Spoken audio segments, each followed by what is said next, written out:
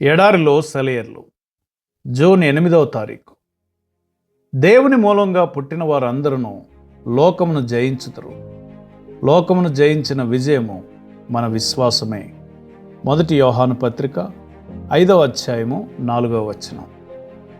మనం జాగ్రత్త పడకుండా ఉంటే మన దారిలో ప్రతి మలుపులోనూ మన విజయాన్ని, మనశ్శాంతిని దోచుకునేదేదో ఒకటి ఎదురవుతూనే ఉంటుంది. దేవుని పిల్లల్ని తప్పుదారి పట్టించి నాశనం చేసే వ్యవహారాన్ని ఇంకా సైతాను విరమించుకోలేదు.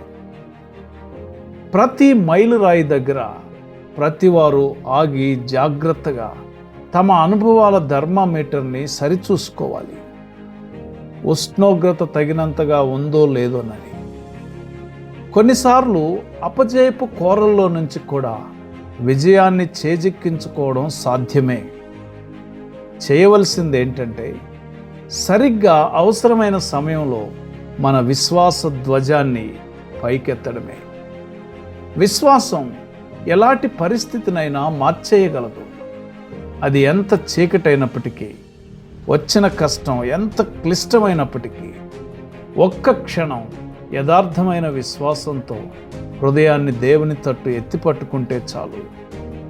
కనురెప్పపాటులో ఆ విశ్వాసం ఆ పరిస్థితులను మార్చేస్తుంది. విడిపించే శక్తిమంతుడు మన దేవుడు. దేవుడిపై విశ్వాసం ప్రతి క్షణము ఇస్తుంది విజయం. భయము, బాధ, పాపం, దుఃఖం అన్నీ ఓడిపోతాయి. అన్నింటినీ గెలిచే మన విశ్వాసం. నేడు నల్లమబ్బులు కమ్మిన విశ్వాసం ప్రదర్శిస్తే సూర్యుడు వెలుగుతాడు. నా బాటల్ని సిద్ధం చేశాడు దేవుడే. ఇప్పుడు ఎప్పుడు ఉంచండి విశ్వాసం. విశ్వాసం ఉన్నవాళ్ళు విశ్రమించరు. శత్రువు తమకు కనిపించిన స్థలంలోనే ఆ శత్రువుని నిరోధిస్తారు. నీ శత్రువైన సాతాను నిరోధించే విశ్వాసాన్ని కలిగి ఉన్నావా?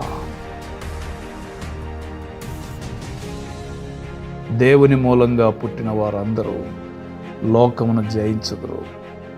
లోకమును జయించిన విజయము మన విశ్వాసమే.